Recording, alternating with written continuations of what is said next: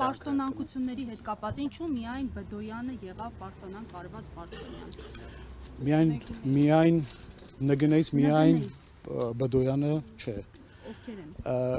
Այս տարվա առաջին կիսամյակի ամփոփման ընթացքում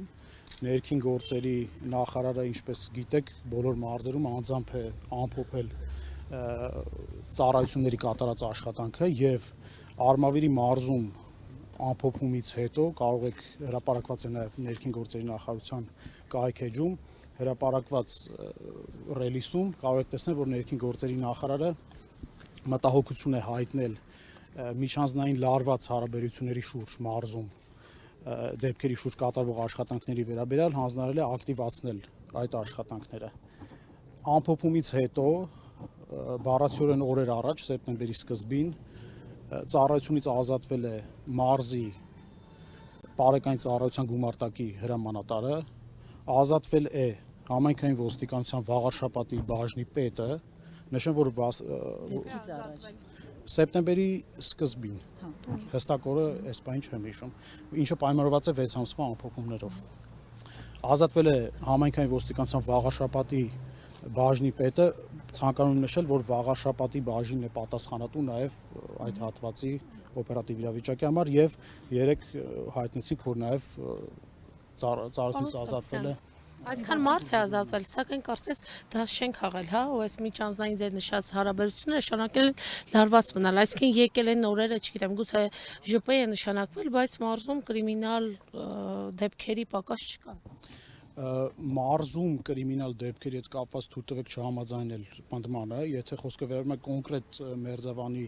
միջադեպին, ես կարող եմ նշել, որ ըստ քննության արդյունքների այս պահին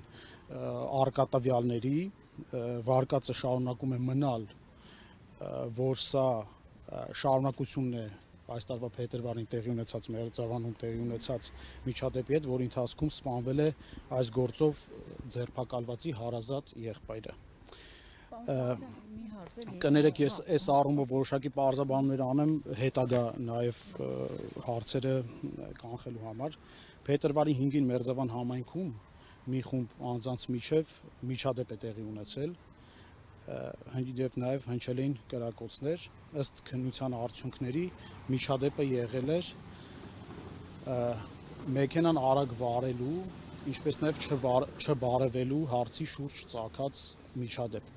Դրա հետևանքով շարունակվել էր ծեծկռտուքը, հնչել էին նաեւ կրակոցներ եւ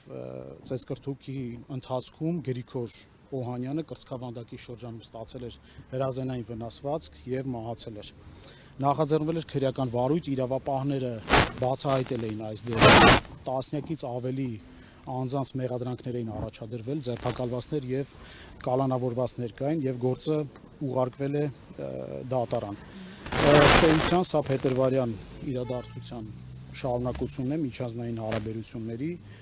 կոնֆլիկտի տրամաբանություններ, իսկ այս վերջին դեպքով սեպտեմբերի 23-ի դեպքով սպանվել է փետրվարյան դեպքով անցնող մեղադրյալներից մեկի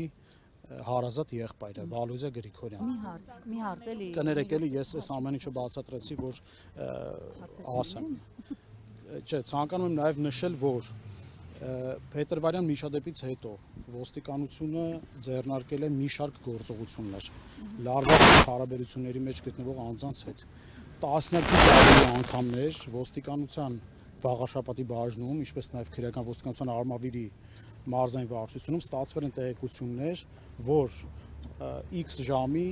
X հատվածում պետք է հավաքվեն եւ հերթական անգամ պարզեն հարաբերություններ։ Անմիջապես բոլոր կողմերից անձինք հայտնաբերվել են, ներկայացվել են բաժին, բացատրական աշխատանքներ են տարվել։ Բազմաթիվ նման դեպքեր կան, ես կրկնում եմ, տասնյակից ավելի։